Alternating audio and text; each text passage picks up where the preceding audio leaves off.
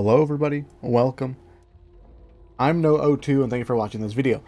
This is my experimental stimulants deck here. Making a deck video that sort of corresponds to all of the gadget videos all the gadget breakdowns that I'm doing. This is a no-hope, nightmare viable deck in quick play with random teammates or pre-mades in the Discord, what have you, even with bots. So these are pretty generalized decks. Just to sort of give the idea, just to help express or explain sort of how these gadgets fit into a particular role, how we should be looking at them or viewing them, or what they accomplish and what basically what problems do they solve. Experimental stimulants. You haven't watched the breakdown, you probably watched the breakdown, but it gives us extra damage, extra reload speed, very good to help us and the team itself to deal with mutations, in particular the tall boy. So we are actually a support deck here, but we don't have a support slot. So let's start off at the top here, work our way down. Tried and true classic, a copper card, hazard pay. I always like hazard pay, but we are a support deck, right? So we will run share the wealth because we are ride or die team. Share the wealth for the random people on our team. We hope they're good. Offensive scavenger because the best defense is a good offense. Double grenade pouch. No extra grenade pouch, no extra grenade damage. We are super flexible with what we carry with our grenades. We can pick up anything, we can throw anything. We don't have to worry about it.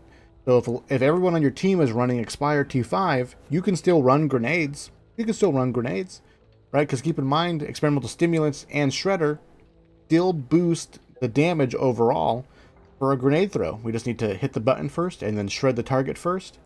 And then you throw the grenade, and that grenade damage will be increased by the 30% that these two cards are doing, plus the little extra change because they're multiplicative with each other.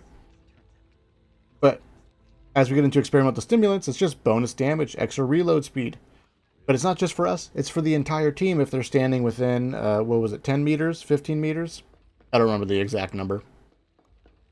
10 meters. 10 meters is the exact number.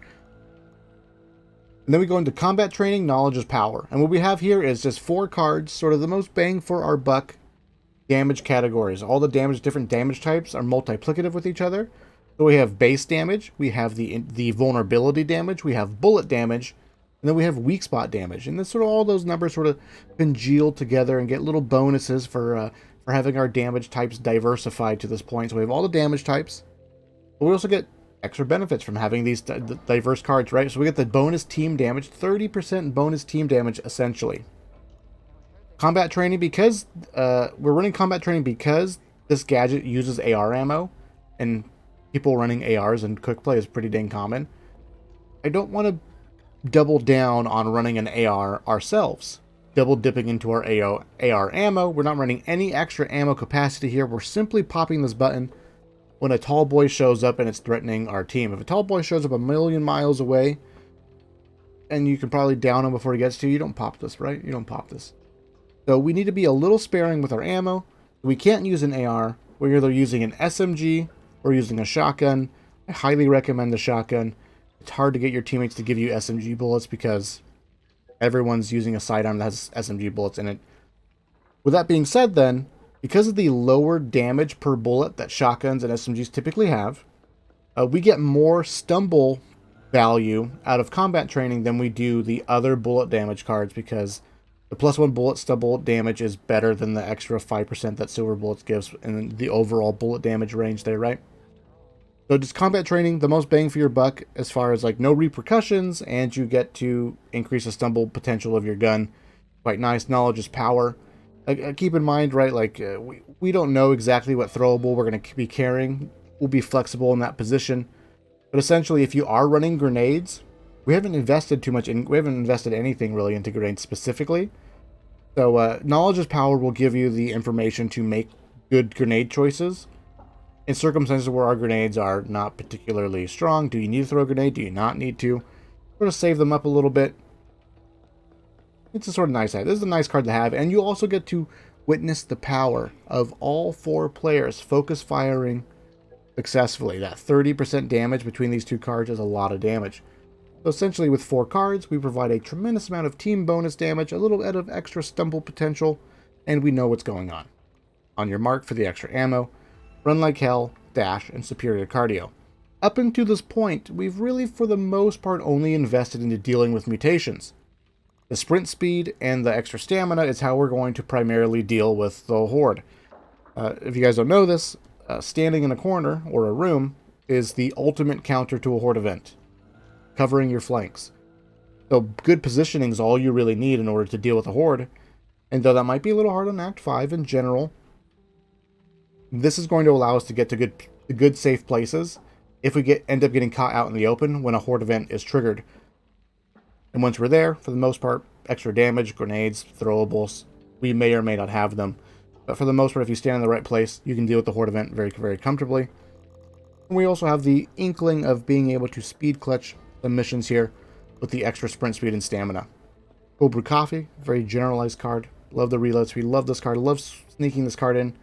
At this point, we could Cold Brew Coffee is sort of our flex card, our flexible card. We can sort of replace it with whatever you think you need. Maybe like Inspiring Sacrifice, right? But essentially, I said that we are a support deck, but we don't have a support slot.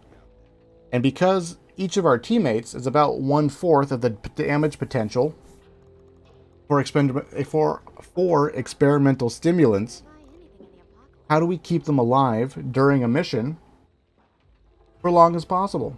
We have Food Scavenger amped up, and for in between the missions, we have Safe Room Recovery. So without ever having a support slot ourselves, we are doing the best that we can as far as keeping them healthy and safe and warm and cozy.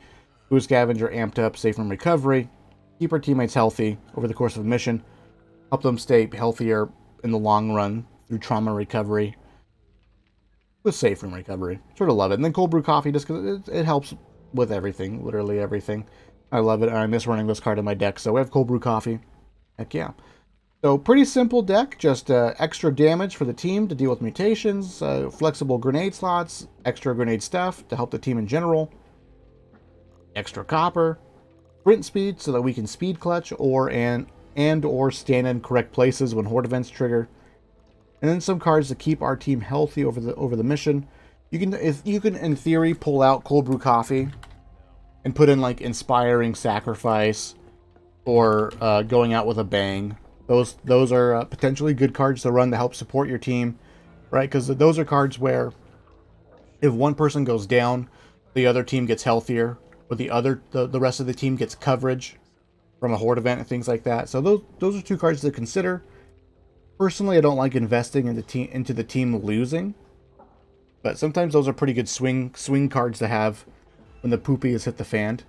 Things to consider. But I just like the overall reload speed. The use speed here is valuable when it comes to bear traps. This will save you 2 or 3 stacks of bleed damage as you're trying to save yourself from a bear trap. Very, very nice. Thank you guys for watching. Let me know what you think of this deck, and I'll see you in the future.